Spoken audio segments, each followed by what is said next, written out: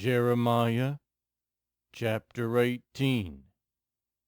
This is the word that came to Jeremiah from the Lord. Go down to the potter's house, and there I will give you my message. So I went down to the potter's house, and I saw him working at the wheel. But the pot he was shaping from the clay was marred in his hands.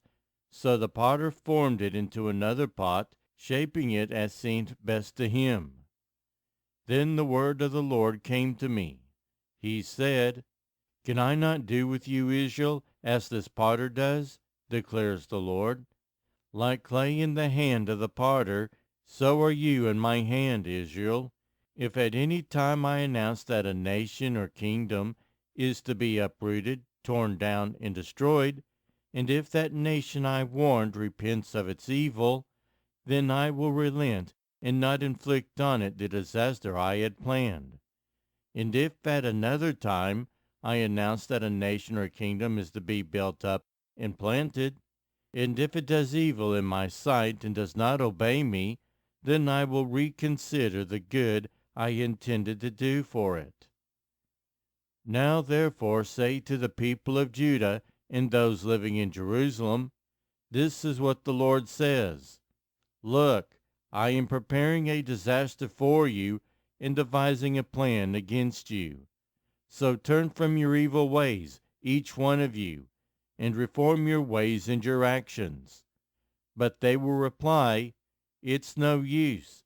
We will continue with our own plans. We will all follow the stubbornness of our evil hearts.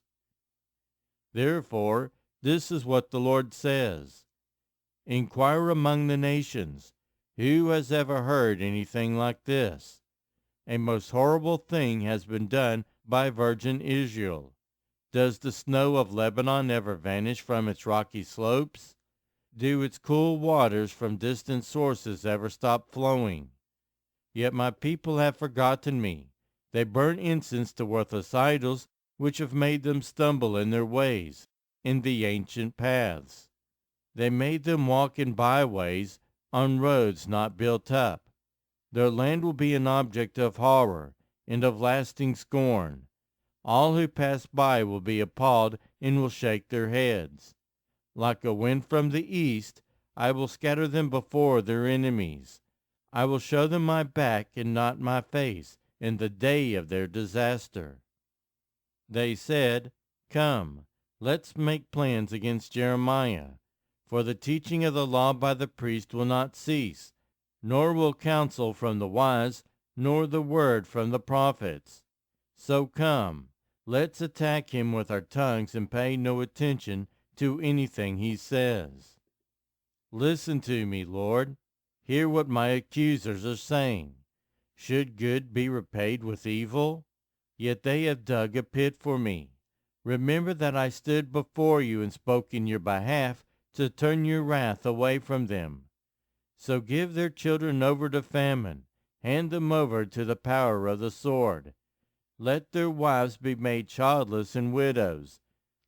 Let their men be put to death, their young men slain by the sword in battle. Let a cry be heard from their houses when you suddenly bring invaders against them, for they have dug a pit to capture me and have hidden snares for my feet. But you, Lord, know all their plots to kill me. Do not forgive their crimes or blot out their sins from your sight. Let them be overthrown before you. Deal with them in the time of your anger.